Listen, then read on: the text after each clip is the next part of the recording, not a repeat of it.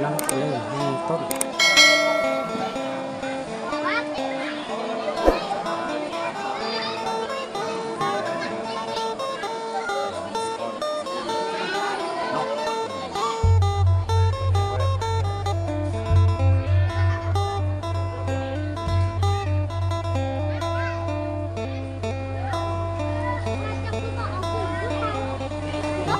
ใครสิไหนละเราเป็นเพราะ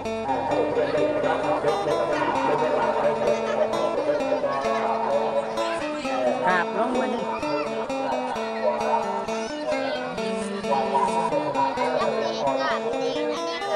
แค่ยังมาที่เอาเยอะขึ้นไหมมันสิไม่ไหม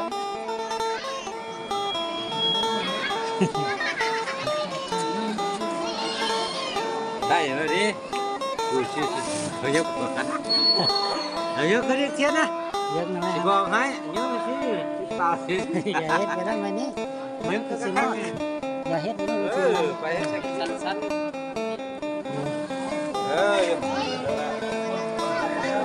มาเลยศิลวัตรวัน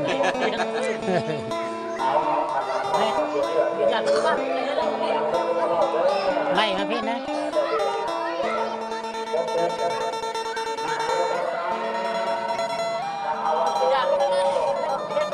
อย่าเฮ็ดไปนั้นมันสิมอดไว้ไปนี้สิไม่มอดได้ไหม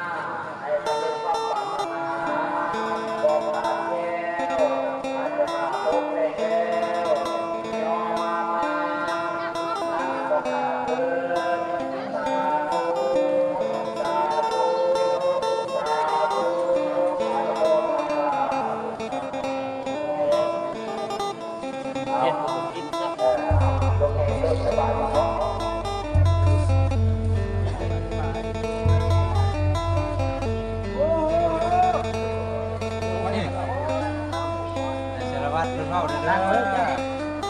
ช่วยไปยังจะเอา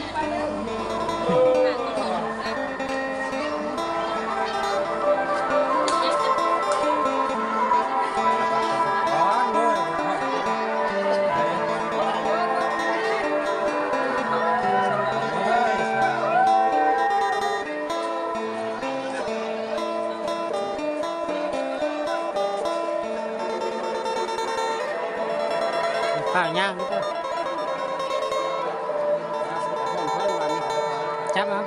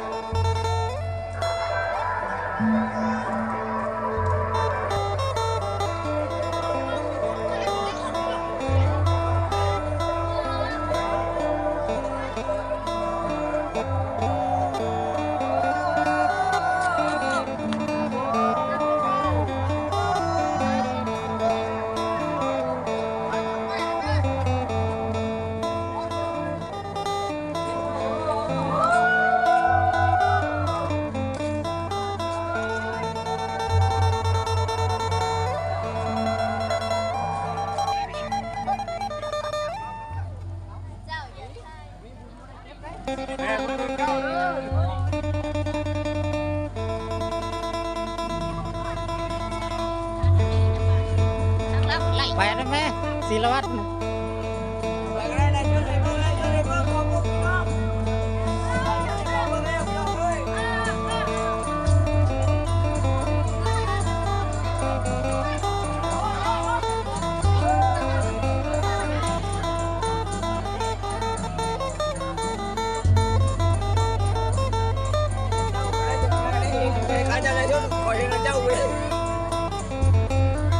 จะไปยืนต้นหน้านะ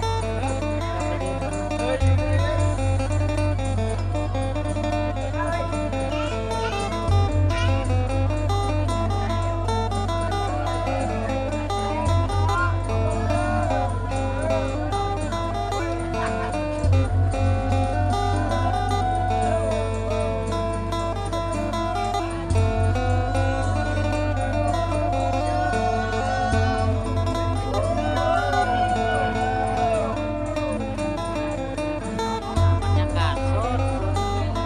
ประเพณีบ้านแห่ต้นกระลึกปีน้ำท่วม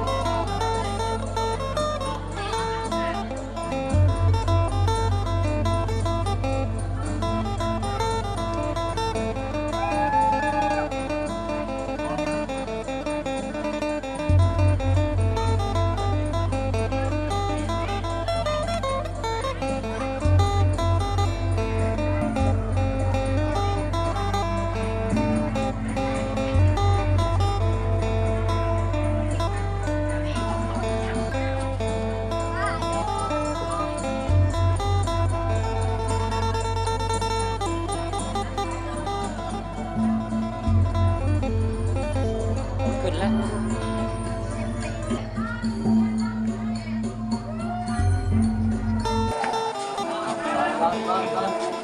ก้มลงกันแม่ก้มลงทางนี้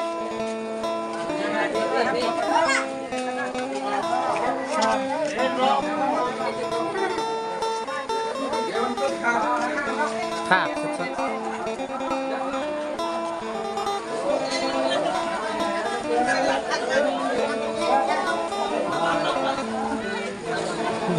ไปยังไปยัง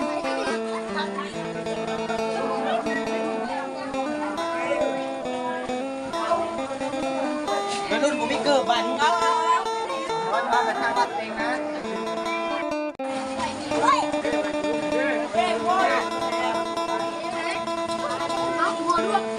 แบบนี้เสร็จทางนี้สักครับ